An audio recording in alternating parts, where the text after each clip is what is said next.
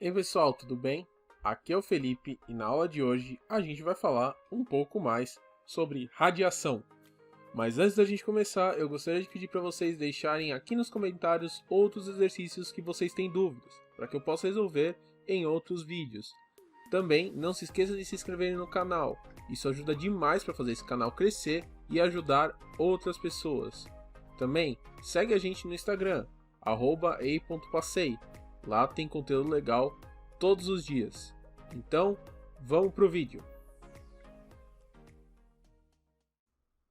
O exercício de hoje diz o seguinte: uma tubulação industrial aérea de vapor de água não isolada termicamente, com 25 metros de comprimento e 100 milímetros de diâmetro, atravessa uma construção cujas paredes e o ar ambiente estão a 25 graus Celsius.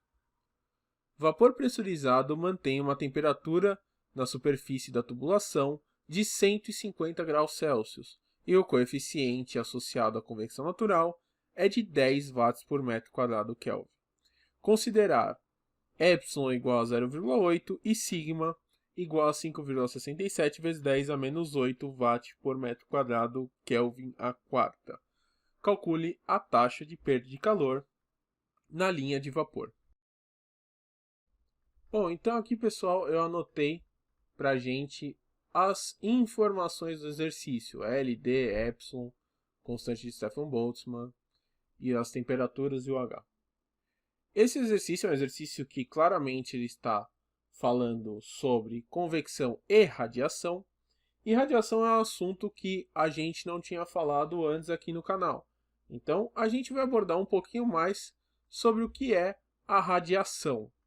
Bom, a radiação ela é dada pela troca entre dois corpos que estão a uma temperatura acima de 0 Kelvin. Então, basicamente, qualquer corpo no universo, isso inclusive você, a sua cadeira, seu computador, as suas paredes, estão emitindo radiação, calor por radiação, né? Isso significa que no momento que a gente tiver com dois corpos interagindo entre si, a gente vai ter uma troca de calor dada pela equação sigma, que é a constante de Stefan Boltzmann, vezes epsilon, que é a emissividade, vezes a área, vezes t a quarta, menos t a quarta. Geralmente esse segundo t a gente chama de t da vizinhança.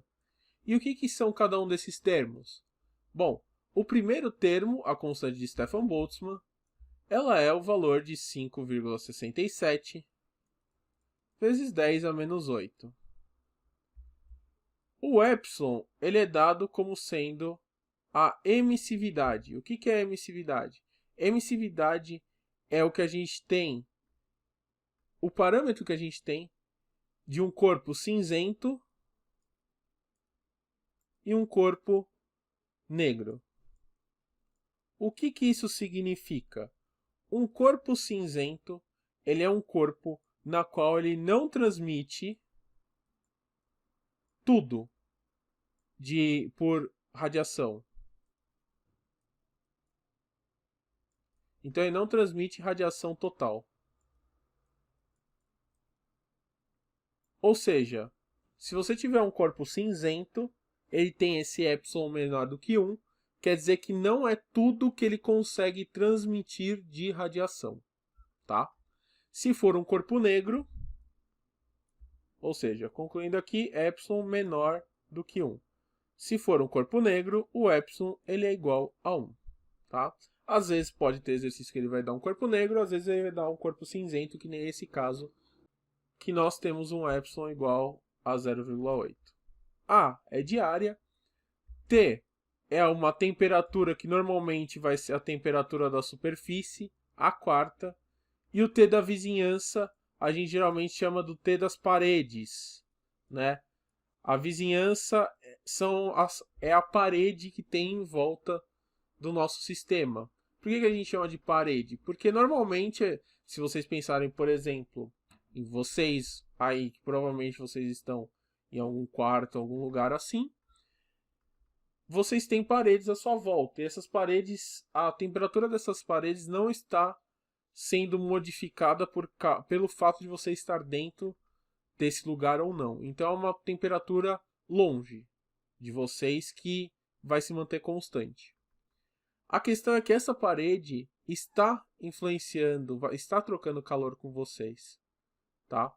Mesmo estando distante, ela está trocando calor. Não é muito, mas está.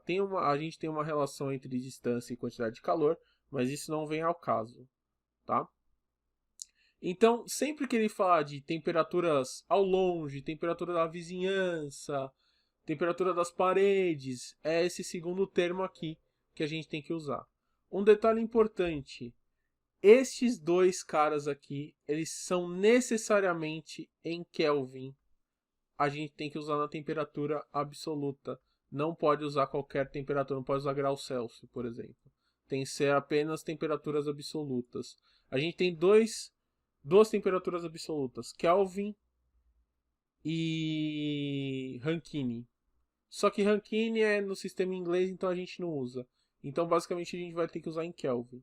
Para a gente transformar esses valores para Kelvin, a gente tem que somar ele com 273. Tecnicamente, seria 273,15, mas a maioria arredonda para 273, que é o que a gente vai fazer agora. Então, 25 mais 273 dá 298 Kelvin, e 150 mais 273 dá 423 Kelvin, certo? Portanto, ele pede a troca de calor total. Esse sistema está sofrendo tanto convecção quanto radiação. Então a gente sabe que a troca de calor total desse sistema é a troca por convecção mais a troca por radiação. Isso quer dizer que a troca de calor total desse sistema vai ser igual a H vezes A vezes ΔT, que é a equação que a gente tem de convecção, mais sigma epsilon A, T a quarta, no caso aqui a temperatura da superfície a quarta, que é o 150 ou 423 Kelvin, menos temperatura da vizinhança, que no caso é o 298, a quarta. Então, para nós, o calor total vai ser igual a 10 vezes a área de um cilindro, né? É πdl. Então, π vezes o diâmetro, que é 0,1 metros, vezes o comprimento de 25 metros, vezes a diferença de temperatura. Essa vocês não precisam fazer em Kelvin, porque ela não está a quarta. Então, só quando a gente tem ao quadrado, ao cubo, a quarta, alguma coisa elevada que a gente precisa fazer no sistema internacional, em temperaturas absolutas. Senão, não precisa, porque a diferença entre 150 e 25 e 423 e 298 é a mesma, tá? Então, 150 menos 25 mais 5,67 vezes 10 a menos 8, que é o sigma, constante de Stefan Boltzmann, vezes epsilon, que é igual a 0,8, vezes π, 0,125, que multiplica 423 a quarta menos 298 a quarta. Isso daqui vai ser então que o calor total trocado vai ser 9.817,5 por convecção e vai ser 8.596,3 por radiação. Isso daqui vai dar um total para a gente de 18.413,8 watts. Bacana, gente? Então, vocês vejam que o exercício em si ele era bem tranquilo, era uma aplicação direta da parte de radiação. Esta parte de radiação, especificamente, ela é bem tranquila desse jeito. Agora, quando a gente começa a mexer um pouco mais a fundo com emissividade, com irradiação e com outros fenômenos, aí fica um pouquinho mais difícil, tá? Da gente resolver os problemas. Porém, não é o que a gente vai ver na aula de hoje. Bacana? Então, por enquanto é isso. Um grande abraço para vocês e até a próxima aula. Valeu!